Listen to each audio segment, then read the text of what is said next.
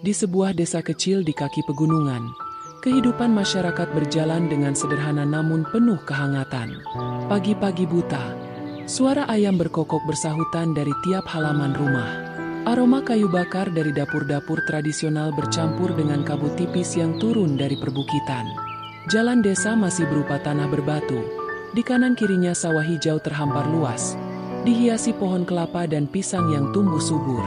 Suasana seperti itu sudah menjadi bagian dari denyut kehidupan warga sejak puluhan tahun lalu. Desa ini dikenal karena warganya yang masih sangat memegang erat tradisi gotong royong.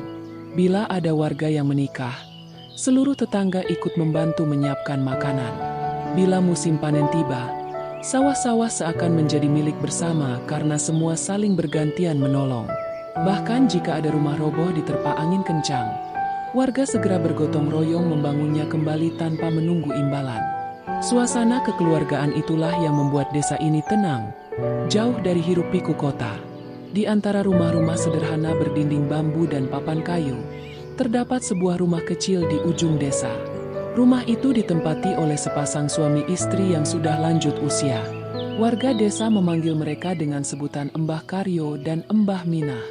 Meski sudah renta, mereka dikenal baik hati dan suka menolong.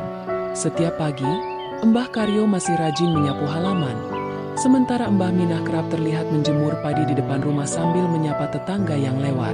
Mereka tidak hidup sendirian. Bersama mereka tinggal anak lelakinya, Jamal, yang bekerja sebagai tukang kayu di desa itu. Jamal adalah lelaki sederhana, rajin bekerja, dan sering dipercaya warga untuk membuat perabot rumah. Jamal sudah menikah dengan seorang wanita bernama Rani, yang kini menjadi menantu bagi kedua orang tua-tuanya.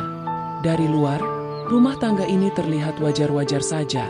Sebuah keluarga sederhana yang tinggal dalam satu atap, mencoba saling menopang kehidupan sehari-hari. Namun, di balik itu semua, ada sesuatu yang tidak diketahui banyak orang. Hubungan antara Rani, sang menantu, dengan kedua mertuanya ternyata tidak sehangat yang dibayangkan. Warga desa sering melihat Rani jarang ikut berkumpul dalam kegiatan sosial. Jika ada arisan atau kerja bakti, ia kerap mencari alasan untuk tidak hadir. Dia itu orangnya sombong, jarang senyum, jarang nimbrung sama tetangga. Begitu bisik-bisik yang kadang terdengar di warung kopi. Meski begitu, Embah Karyo dan Embah Minah tetap berusaha bersabar. Mereka tidak pernah membalas sikap dingin menantunya. Setiap kali ada yang menyinggung soal Rani, Embah Minah hanya berkata pelan, mungkin dia masih butuh waktu menyesuaikan diri.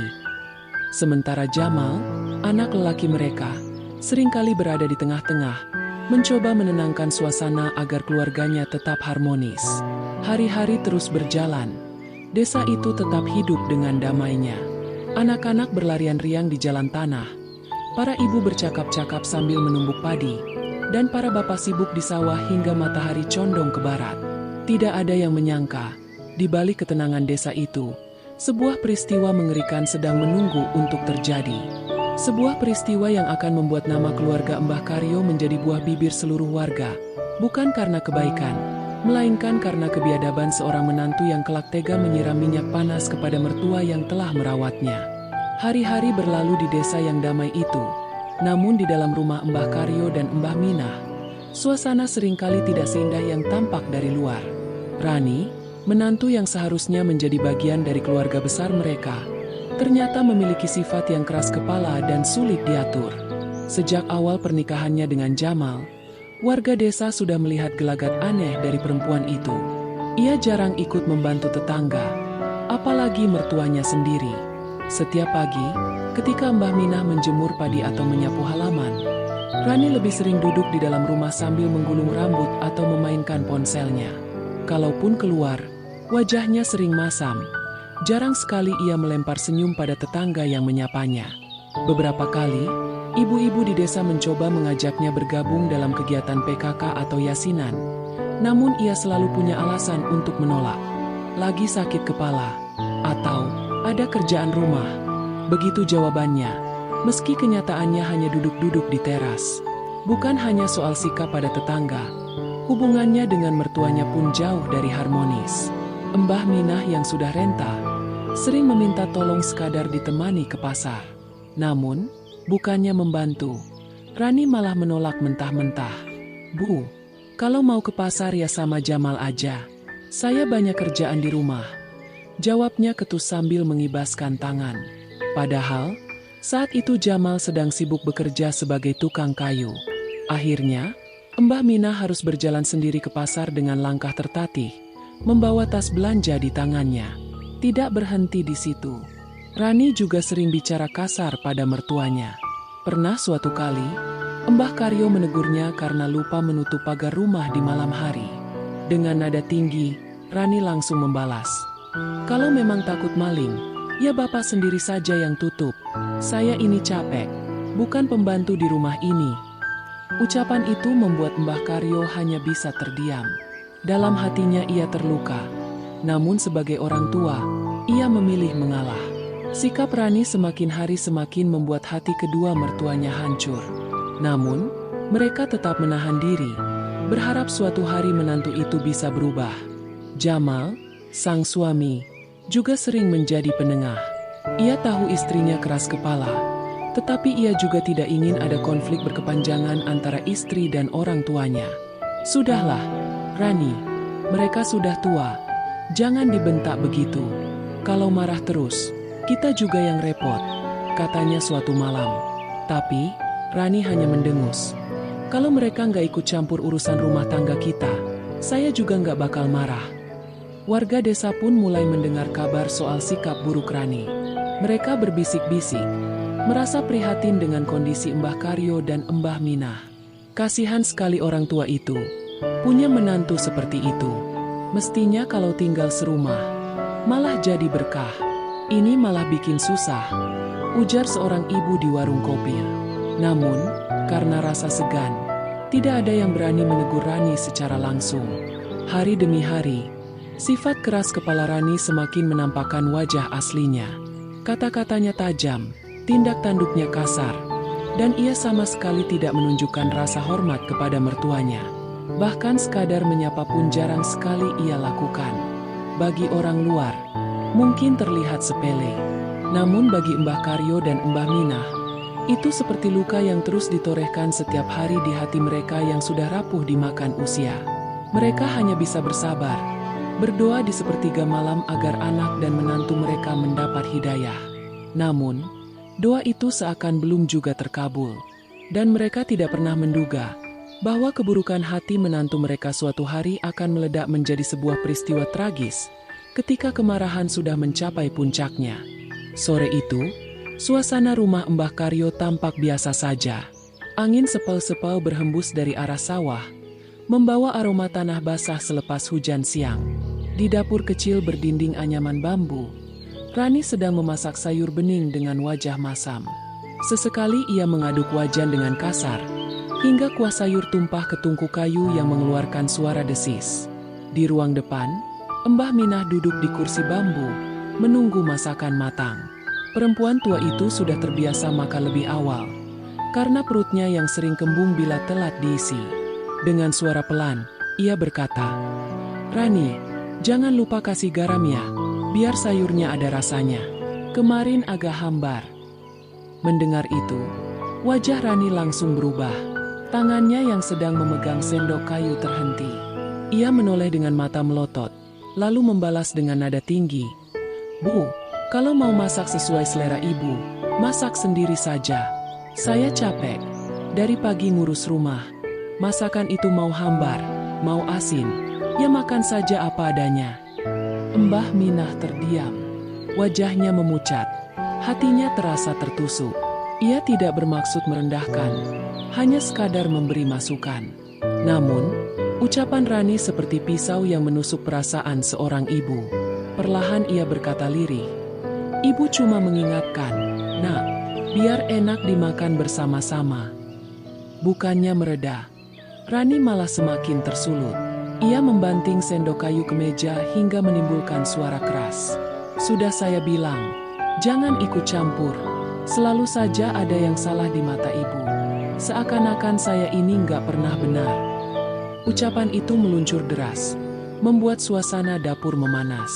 Mbah Karyo yang baru pulang dari musola mendengar keributan itu. Ia melangkah masuk dengan hati-hati, lalu mencoba menengahi. "Rani, jangan bicara begitu sama ibumu. Dia hanya menasihati, bukan menyalahkan." Namun, alih-alih tenang, Rani justru menatapnya dengan sinis. "Bapak juga sama saja, selalu membela ibu. Padahal saya ini yang kerja dari pagi sampai sore ngurus rumah, tapi masih dibilang salah." Jamal, suami Rani, yang saat itu baru pulang membawa kayu, hanya bisa terdiam di pintu. Ia bingung harus berpihak pada siapa. Dalam hatinya ia tahu, Rani sudah keterlaluan. Namun, rasa sungkan membuatnya tidak mampu langsung menegur istrinya. "Sudahlah, Rani, jangan ribut. Kita makan saja nanti sama-sama," katanya pelan, mencoba meredakan suasana. Tapi Rani tetap bergemuruh seperti api yang tersiram minyak. Ia membanting tutup panci, menatap mertuanya dengan mata tajam penuh amarah. "Saya ini menantu, bukan pembantu. Jangan seenaknya perintah-perintah saya." Kata-kata itu membuat Mbah Minah terisak. Ia bangkit perlahan, berjalan tertatih ke kamarnya dengan mata berkaca-kaca. Mbah Karyo hanya bisa menunduk, menahan rasa malu dan sakit hati. Sementara Rani kembali ke dapur dengan wajah tegang, tanpa sedikit pun rasa bersalah. Sejak pertengkaran sore itu, suasana rumah menjadi dingin. Hubungan antara Rani dan mertuanya semakin renggang. Bahkan, sekadar duduk bersama di ruang tamu pun sudah jarang terjadi. Mbah Karyo dan Mbah Minah lebih sering menghabiskan waktu di beranda atau musola kecil dekat rumah, menghindari bentakan menantu yang semakin hari semakin tajam. Apa yang awalnya hanya teguran kecil soal masakan, ternyata menjadi bara api yang membakar hubungan keluarga. Dan tanpa ada yang tahu, pertengkaran sederhana itu adalah awal dari tragedi besar yang akan membuat satu desa geger. Sejak pertengkaran di dapur itu, suasana rumah tidak pernah lagi sama. Rani semakin jarang berbicara dengan mertuanya. Kalaupun bicara, nadanya selalu ketus dan penuh sindiran. Ia lebih banyak mengurung diri di kamar atau duduk di beranda dengan wajah masam, seakan enggan berinteraksi dengan siapapun. Sementara itu, Mbah Minah hanya bisa menahan perih di hati. Ia kerap menutup pintu kamar dan berdoa dengan suara lirih. "Ya Allah, lembutkan hati menantuku. Jangan biarkan ia terus membenci kami." Namun doa itu tidak pernah terjawab secepat yang ia harapkan. Setiap hari, ucapan kasar dari Rani justru semakin sering terdengar. Sikap Rani yang keras kepala membuat Jamal semakin terjepit. Ia mencintai istrinya, tapi juga tidak ingin menyakiti hati orang tuanya. Berkali-kali ia mencoba menasehati, "Rani, tolonglah hormati bapak dan ibu. Mereka sudah tua, jangan dibentak." Namun, jawaban yang keluar justru menambah luka. Selalu saja mereka ikut campur. "Saya ini bukan anak kecil.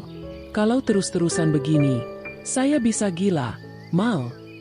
Amarah yang menumpuk dalam hati Rani perlahan berubah menjadi dendam.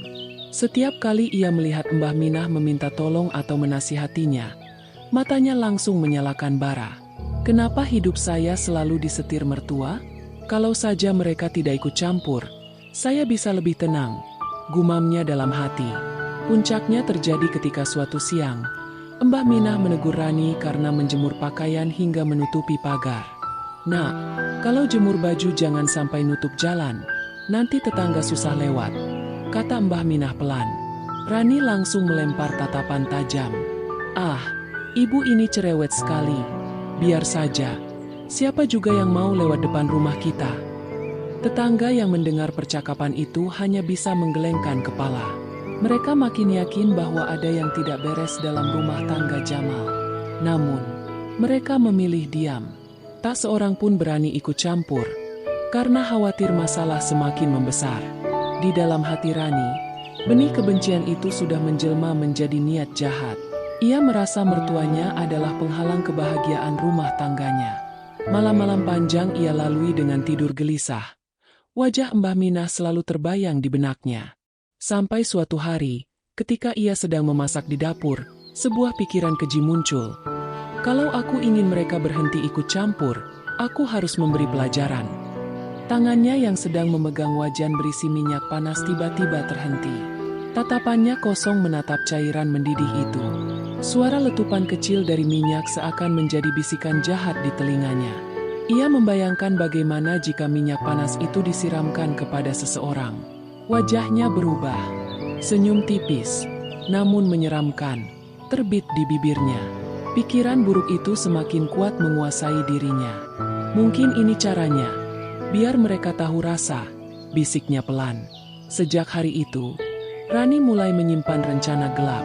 Ia menunggu waktu yang tepat, saat mertuanya lengah, untuk melampiaskan dendam yang selama ini ia pendam. Ia tidak sadar bahwa niat jahat itu bukan hanya akan menyakiti orang lain, tapi juga akan menyeret dirinya ke jurang azab yang mengerikan. Sore itu, suasana rumah Mbah Karyo tampak tenang. Matahari mulai condong ke barat. Sinarnya menerobos masuk lewat celah-celah dinding papan, menciptakan bayangan lembut di lantai tanah. Di ruang tamu, Mbah Minah duduk di kursi bambu. Tangannya sibuk merapikan lipatan sarung sambil menunggu Jamal pulang kerja. Udara sore yang biasanya menenangkan, ternyata menyimpan badai yang tak terduga. Di dapur, Rani tengah memasak lauk dengan wajah masam. Wajan besar berisi minyak sudah menggelegak di atas tungku kayu. Letupan kecil terdengar setiap kali minyak mengenai sisa bumbu yang menempel di dasar wajan. Bau minyak panas bercampur asap tipis memenuhi ruangan. Rani menatap wajan itu dalam-dalam. Pikirannya melayang ke ucapan-ucapan mertuanya yang selama ini ia anggap sebagai hinaan. Tiba-tiba dari ruang tamu, suara lembut Mbah Minah terdengar. "Rani, kalau sudah matang, tolong ambilkan sedikit buat ibu ya. Perut ini agak kosong sejak siang." Suara itu sebenarnya biasa saja, tidak ada maksud menyakiti. Namun di telinga Rani, kalimat itu terdengar seperti perintah yang menusuk hatinya. Amarah yang selama ini ia pendam kembali meletup. Dengan wajah memerah, ia mencengkeram gagang wajan kuat-kuat. Suara minyak mendidih seperti menyatu dengan detak jantungnya yang makin keras. Dalam hatinya ia bergumam, "Selama ini aku selalu dianggap salah. Sekarang biar mereka tahu rasanya." Dengan langkah cepat dan penuh emosi, Rani keluar dari dapur sambil membawa wajan berisi minyak panas. Cairan mendidih itu bergoyang-goyang, hampir tumpah di sepanjang jalannya. Mbah Minah yang melihat menantunya keluar dari dapur hanya tersenyum tipis. "Wah, sudah masak ya, Nak?" tanyanya polos. Namun, sebelum ia sempat berdiri, wajan panas itu sudah terangkat tinggi-tinggi. Dalam sekejap, Rani menyiramkan minyak panas ke arah tubuh mertuanya yang renta itu. Jeritan memilukan menggema di seluruh rumah. Mbah Minah langsung terjungkal dari kursi. Tubuhnya menggeliat di lantai. Kulitnya melepuh terkena siraman minyak mendidih. Bau daging terbakar memenuhi ruangan, membuat suasana berubah mencekam. Mbah Karyo yang baru saja masuk dari halaman rumah langsung terperanjat melihat kejadian itu. "Ya Allah! Astagfirullahaladzim. Rani, apa yang kau lakukan?" teriaknya sambil berlari menghampiri istrinya yang merintih kesakitan di lantai. Tetangga yang mendengar jeritan pun segera berdatangan. Mereka berlari-lari kecil dari berbagai arah, melihat pemandangan mengerikan itu. Ada yang menutup mulut, ada yang menjerit, dan ada pula yang langsung berusaha menolong Mbah Minah dengan kain basah untuk menutupi luka-lukanya. Sementara itu, Rani berdiri terpaku dengan wajan kosong di tangannya. Wajahnya dingin, matanya menatap tajam tanpa penyesalan. Nafasnya terengah-engah, seolah baru saja melepaskan dendam yang ia simpan selama ini. Namun, ia tidak sadar, apa yang baru saja ia lakukan akan menjadi awal kehancurannya sendiri. Karena azab Allah tidak pernah menunggu lama bagi mereka yang berlaku zalim kepada orang tua. Jeritan Mbah Minah mengguncang seluruh rumah. Suaranya parau, penuh rasa sakit, menusuk hati siapapun yang mendengarnya. Tubuhnya yang renta menggeliat di lantai. Kain kebayanya basah oleh air mata dan minyak panas yang menempel.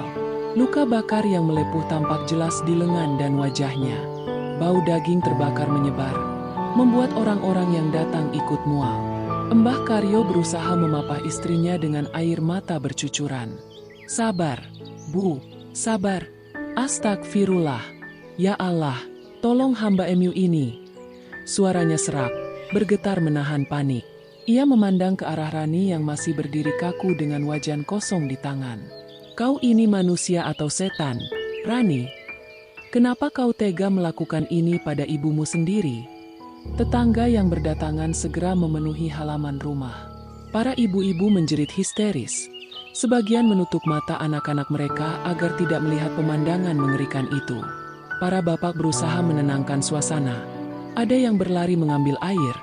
Ada pula yang berusaha membawa kain bersih untuk menutup luka Mbah Minah. Namun setiap kain yang ditempelkan justru membuat rasa sakit semakin menjadi-jadi. Mbah Minah terus merintih. "Ya Allah, ya Allah!" Sambil menggenggam erat tangan suaminya. Di luar rumah, puluhan warga mulai berkumpul, penasaran dengan keramaian. Dari mulut ke mulut, kabar itu menyebar cepat. Rani nyiram minyak panas ke mertuanya. Bisikan itu menjadi gemuruh, lalu berubah menjadi amarah. Seorang tetangga mendekati Rani dengan wajah penuh emosi. "Rani, kau masih manusia apa bukan? Itu orang tua yang sudah merawatmu seperti anak sendiri," teriaknya. Namun Rani, dengan wajah dingin, justru menjawab ketus. "Dia selalu merendahkanku. Hari ini aku hanya membalas." Ucapannya membuat warga semakin berang. Suasana makin panas. Beberapa pemuda bahkan hampir melompat maju untuk menghajar Rani, jika saja tidak ditahan oleh yang lain. Jamal, suaminya, akhirnya tiba di lokasi. Dari kejauhan, ia sudah mendengar keributan. Ketika masuk rumah dan melihat ibunya terkapar di lantai dengan luka parah, matanya langsung merah. "Ya Allah, Ibu!" Ia berlutut, menangis histeris, sambil memeluk tubuh ibunya. Lalu pandangannya beralih pada istrinya. Tatapan Jamal penuh amarah, bercampur dengan rasa tidak percaya. "Rani, apa yang sudah kau lakukan?" Suaranya bergetar, hampir pecah. Rani hanya menunduk, wajahnya pucat, namun masih belum meneteskan air mata. Bibirnya bergetar, tetapi yang keluar hanyalah kalimat dingin. "Semua ini salah ibumu." Ucapan itu bagai petir di siang bolong. Suasana desa yang biasanya tenang kini bergemuruh dengan teriakan, tangisan, dan amarah. Malam itu, rumah Pak Karyo berubah menjadi lautan manusia. Warga tidak lagi melihat Rani sebagai seorang menantu, melainkan sebagai pelaku kejahatan yang sangat biadab. Mereka tidak tahu, inilah titik awal di mana azab Allah akan segera menampakkan kekuasaannya. Karena doa seorang ibu yang tersakiti, tak pernah dibiarkan begitu saja oleh langit. Malam itu, setelah keributan mereda sedikit, warga tetap berkumpul di sekitar rumah Mbah Karyo. Mbah Minah akhirnya dibawa ke rumah bidan desa untuk mendapatkan pertolongan seadanya. Tangisan Jamal tak berhenti. Ia duduk di samping ibunya sambil menggenggam tangan yang penuh luka bakar. Sementara itu, Rani dipaksa duduk di pojok rumah oleh para tetua desa. Wajahnya pucat, peluh dingin menetes. Namun matanya masih terlihat menyimpan amarah. Ia mencoba membela diri. "Semua ini salah mertuaku. Dia selalu memandang rendah aku." Tetapi suaranya hanya membuat warga semakin murka. Pak RT, seorang pria sepuh dengan janggut putih, berdiri dengan tongkat di tangannya. Suaranya lantang memecah keheningan. "Rani, kau sadar tidak apa yang kau lakukan? Kau sudah mencederai ibu suamimu sendiri. Kau bukan hanya melukai tubuhnya, tapi juga melukai hati seluruh warga desa ini.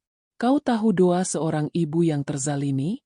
Doanya menembus langit, dan azab Allah bisa turun seketika." Ucapan itu membuat suasana kian hening.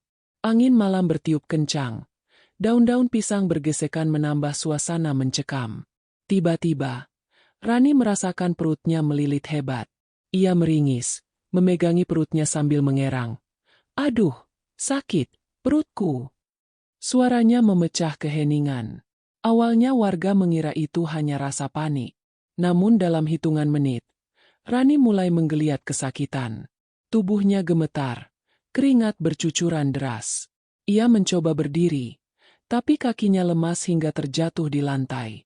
Seorang ibu yang menyaksikan berkata lirih, "Astagfirullah, lihat, azab itu sudah datang." Rani berteriak keras. Air! Aku butuh air! Tolong aku! Namun ketika seorang tetangga menyodorkan segelas air, tangannya justru gemetar tak mampu menggenggam. Gelas itu jatuh pecah. Air tumpah ke tanah. Semua mata kini tertuju padanya. Beberapa warga menutup mulut. Ngeri melihat wajah Rani yang mulai memerah seperti terbakar dari dalam. Nafasnya terengah-engah. Matanya liar. Seakan sedang menanggung derita yang tak tertahankan. Jamal, yang masih bersama ibunya di rumah bidan, dipanggil tergesa. Ketika ia kembali dan melihat istrinya terkapar di lantai, tubuhnya menggigil hebat. Ia berdiri kaku. Tak tahu apakah harus menolong atau marah. Pak RT berkata lirih dengan suara bergetar. Inilah teguran Allah. Baru saja ia menyiram minyak panas ke mertuanya. Kini tubuhnya sendiri yang merasakan panas yang tidak bisa ditahan. Suasana desa malam itu berubah jadi mencekam. Tidak ada lagi yang berani membela Rani. Semua hanya bisa menatap dengan campuran takut dan iba. Dan malam yang sepi itu menjadi saksi. Bagaimana balasan Allah bisa datang begitu cepat, tanpa ditunda sedetik pun. Jeritan Rani semakin keras. Ia menggeliat di lantai seperti orang terbakar dari dalam. Wajahnya merah padam. Urat lehernya menegang. Matanya terbelalak. Warga hanya bisa memandang dengan ngeri. Tak seorang pun berani mendekat. Astagfirullah. Ya Allah, lindungi kami dari murka MU. Bisik seorang bapak sambil menutup wajah dengan sarung. Fatimah, bidan desa, datang tergopoh-gopoh setelah mengurus Mbah Minah. Ia terkejut melihat keadaan Rani. Dengan cepat ia mencoba memeriksa denyut nadi. Tapi tangannya langsung ditarik kaget. Tubuhnya panas sekali, seperti terbakar api. Katanya lirih. Pak RT menunduk. Suaranya pelan tapi tegas. Inilah balasan yang nyata. Kau menyakiti orang tua. Allah tunjukkan pembalasannya di depan mata kita semua. Jamal hanya berdiri kaku. Air matanya jatuh tanpa bisa ditahan. Ia menatap ibunya yang sedang terbaring penuh luka di rumah bidan. Lalu beralih menatap istrinya yang kini berteriak kesakitan. Hatinya remuk. Antara cinta dan benci, ia kehilangan kata-kata. Rani menjerit, "Tolong aku terbakar." Tapi suaranya makin lemah, napasnya memburu, tubuhnya kejang-kejang. Hujan rintik-rintik mulai turun dari langit. Petir menyambar di kejauhan. Suasana desa berubah semakin mencekam. Warga berhamburan mencari tempat berteduh. Tapi pandangan mereka tetap tak lepas dari tubuh Rani yang terus mengerang. Beberapa menit kemudian, tubuhnya melemah, terkulai tak berdaya. Jeritan itu berubah menjadi bisikan lirih. "Ampuni aku, ya Allah." Dan pada detik itu, napasnya terhenti. Hening menyelimuti seluruh desa. Yang terdengar hanya suara hujan menimpa genteng dan isak tangis beberapa warga. Mbah Minah yang masih terbaring di rumah bidan, dengan suara serak berdoa, "Ya Allah, aku maafkan dia, meski sakit ini akan selalu aku rasakan." Doa itu membuat sebagian warga menangis. Mereka sadar betapa besar hati seorang ibu meski baru saja disakiti menantu sendiri. Sejak malam itu, nama Rani menjadi pelajaran pahit bagi seluruh desa. Tidak ada satupun warga yang berani meremehkan mertua atau orang tua. Kisahnya jadi peringatan yang selalu diceritakan dari mulut ke mulut, agar generasi berikutnya tahu bahwa doa orang yang terzalimi tak pernah terhalang menuju langit. Azab yang datang begitu cepat, begitu nyata, seakan menegaskan bahwa kedurhakaan bukan hanya dosa, tapi juga jalan menuju kehancuran.